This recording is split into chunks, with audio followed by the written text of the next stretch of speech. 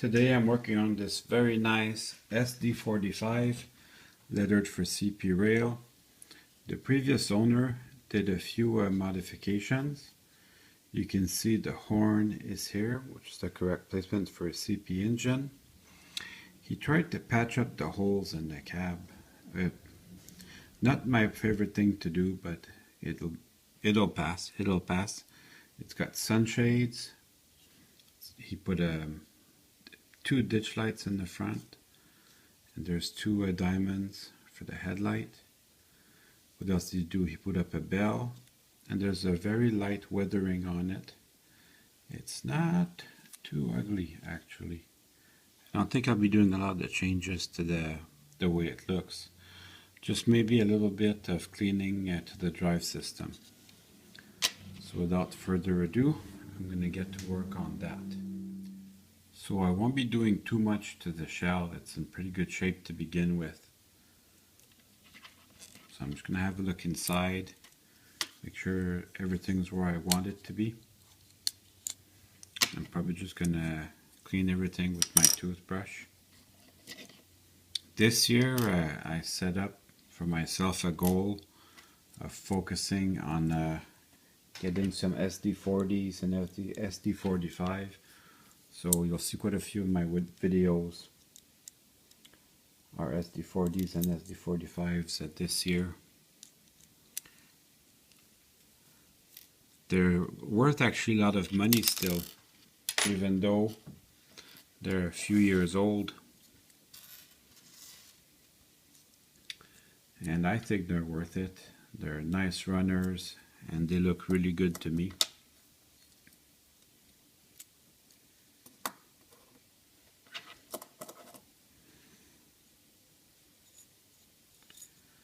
Then you just gently pry this apart. You get into these two pins that hold the motor cradle. Those two contact strips, if they fall out, that's okay. We'll put them back later. That's not a problem. So just one pin at a time.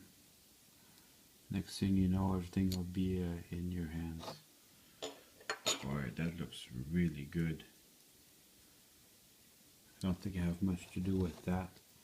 Maybe just a little bit of lubrication and that's it. Feels really good. This is all I'm going to do to it. Just 2 drops of oil on each side. And I'm going to be happy with that. I think they are meant to be worked on.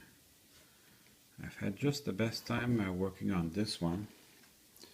I like to take them apart to get in there and really clean the wheels very well. The wheel cleaning is very important for you to get optimal performance. You can clean them without disassembling anything.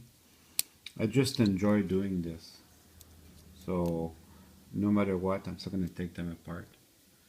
I've always done that for like my first train I got, I took it apart, and I just relaxes me to do this. So I'm going to take the wheels out and clean them up with my rag so that they're 100% perfect, and then I'll put everything back together.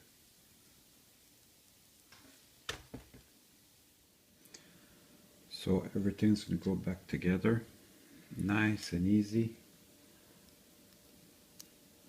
It's actually a joy to work on this one. It's been really taken care of. How long do you think an engine like that can last? Seems that they can last a long time.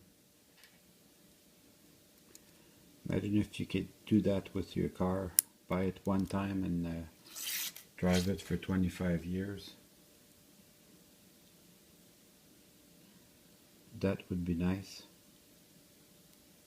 So these sit, there's little pins for it to sit. They look like that. And the end caps go in the bearings. There's a little cone, so it's very low rolling resistance. and you can check it with your finger. Every minute along the way you can go ahead and check it, make sure everything's right where it should be. And then once you have it where you want it, you can put the side frames back on. And the side frames, they go this way. The gears need a little space to go on.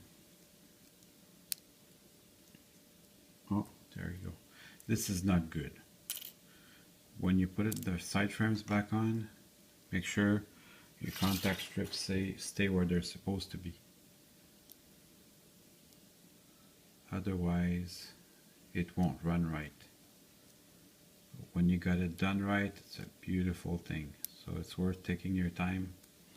It's worth making the extra effort to get it just right.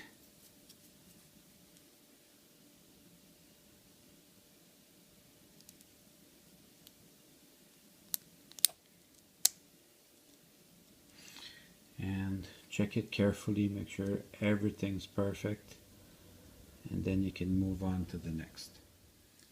So the trucks have an arrow. The arrow is supposed to point to the outside of the locomotive. So all that's left to do is put everything back together. So I'll start with the two frame halves.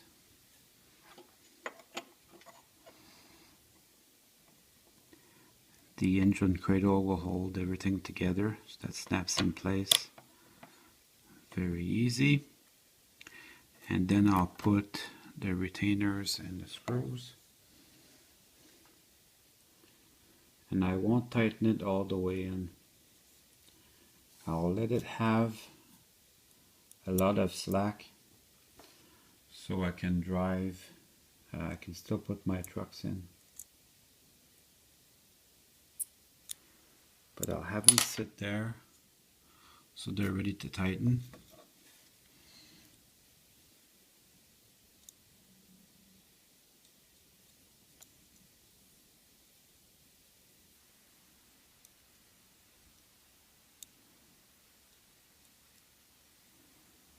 And scale its small parts. So you're going to develop your patience.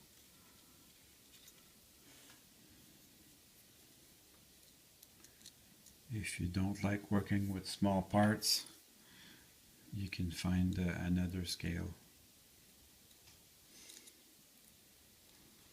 To me, it's part of the enjoyment of N scale, where you're going like actually more detailed than what your eye can see.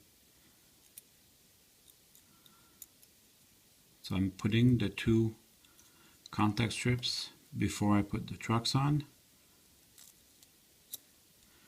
These will just slip in there. And then after I have the two trucks, I'll put the gas tank on. Now the gas tank has a forward and backwards. This is the front of the engine, so it has the fuel filler caps towards the front.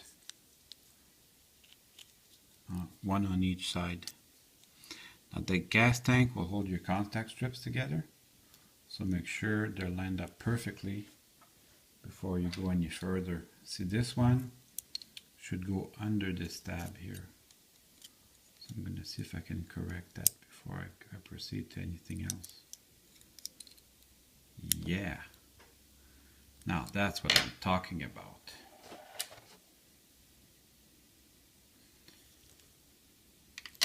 Next, I'm going to put my lights back on. I suppose at this time I could tighten it up too.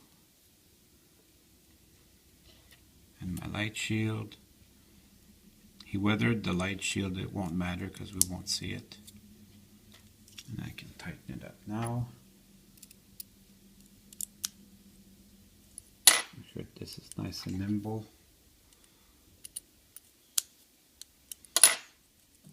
And then I'm going to test it on my bench before I go to the truck.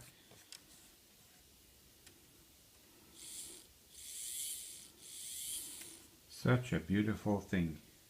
I'm going to go on my track. Okay, so let's find out. Runs really good. Let's check backward. Perfect.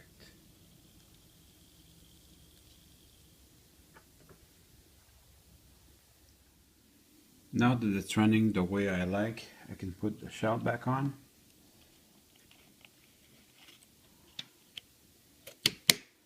Goes nice and easy. And now it's time to run some trains.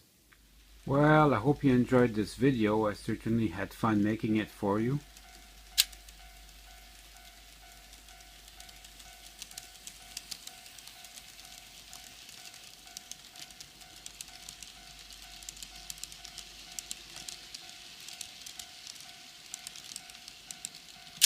See you soon.